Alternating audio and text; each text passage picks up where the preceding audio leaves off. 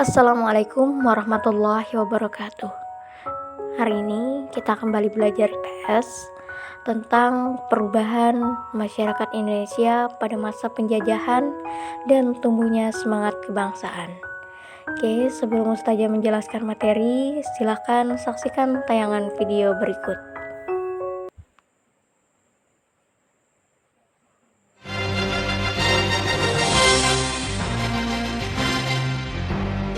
Pada zaman dahulu, bangsa Barat datang ke Indonesia dengan membawa misi 3G. 3G merupakan singkatan dari Gold, Glory, Gospel. Pada saat itu di Eropa, harga rempah-rempah sangat tinggi karena kondisi mereka yang buruk. Mereka berusaha mencari dan menemukan daerah-daerah penghasil rempah-rempah di belahan bumi bagian timur, seperti India dan Indonesia.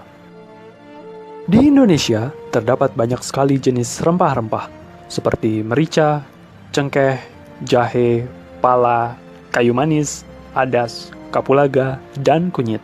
Dengan membawa misi 3G, bangsa Barat melakukan perdagangan dan penaklukan daerah penghasil rempah-rempah. Mereka juga melakukan penyebaran agama. Salah satu dampaknya adalah membaiknya kondisi ekonomi Eropa, dan mereka memulai revolusi industri. Sejak abad 16, setidaknya ada 3 bangsa yang pernah datang dan menduduki Indonesia. Di antaranya adalah Portugis pada tahun 1512, Inggris pada tahun 1579, dan Belanda pada tahun 1595. Pada tahun 1512, Portugis datang ke Asia. Portugis merupakan bangsa Eropa pertama yang datang ke Asia. Awalnya, bangsa Portugis berniat untuk pergi ke India, namun usahanya tidak berhasil. Akhirnya, Portugis menguasai Malaka dan Myanmar. Pada tahun 1512, di bawah pimpinan Antonio de Abreu dan Francisco Serrao, Portugis berhasil menginjakkan kakinya di Indonesia, tepatnya di Maluku. Kemudian, Inggris menggantikan kekuasaan Portugis di Maluku dan membuat sebuah persekutuan dagang yang dikenal dengan East India Company atau EIC. Pada tahun 1602, Peter Booth pun ditunjuk sebagai Gubernur Jenderal VOC yang pertama. Tak lama setelah VOC berdiri, pusat perdagangan rempah-rempah dipindahkan ke Jayakarta karena posisinya yang dianggap lebih strategis. Pangeran Jayawikarta sebagai salah satu penguasa di sana mengizinkan hal ini. Beliau juga mengizinkan Inggris untuk mendirikan EIC di Jayakarta. Pada tanggal 13 Mei 1619, Jan Pieter Zoon Koen berhasil membujuk penguasa setempat untuk mencabut izin EIC. Setelah kejadian tersebut, Belanda terus mendesak Inggris agar menyingkir dari Indonesia. Setelah kita mengamati tayangan video tadi, dapat kita simpulkan bahwa latar belakang kedatangan bangsa Barat ke Indonesia: A. Kekayaan alam Indonesia, B. Adanya motivasi 3G, C. Berkembangnya revolusi industri di Eropa.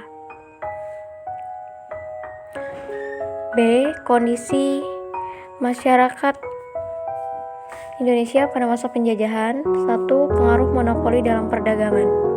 Monopoli artinya menguasai.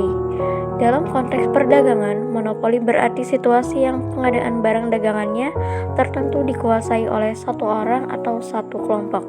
Dengan demikian, harga barang dapat dikendalikan oleh pelaku monopoli.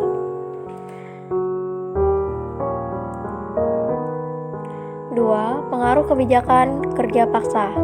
Mendengar istilah kerja paksa, kita pasti membayangkan suatu pekerjaan yang dilakukan oleh pihak tertentu. Dalam hal ini, pasti ada majikan yang memaksakan kehendak dan ada pula pekerja yang bekerja secara terpaksa.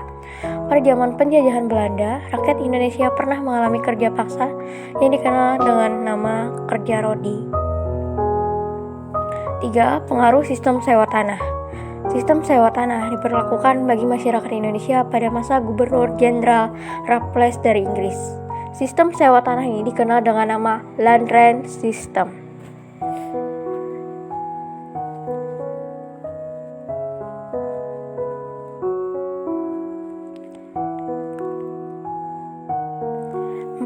Pengaruh sistem tanam paksa. Sistem tanam paksa dikenal dengan istilah Kulturstelsel. Pemerintah Hindia Belanda memaksa rakyat Indonesia untuk menanam jenis tanaman rempah-rempah. Kebijakan ini diberlakukan Indonesia pada masa pemerintahan Gubernur Jenderal Johannes van den Bosch.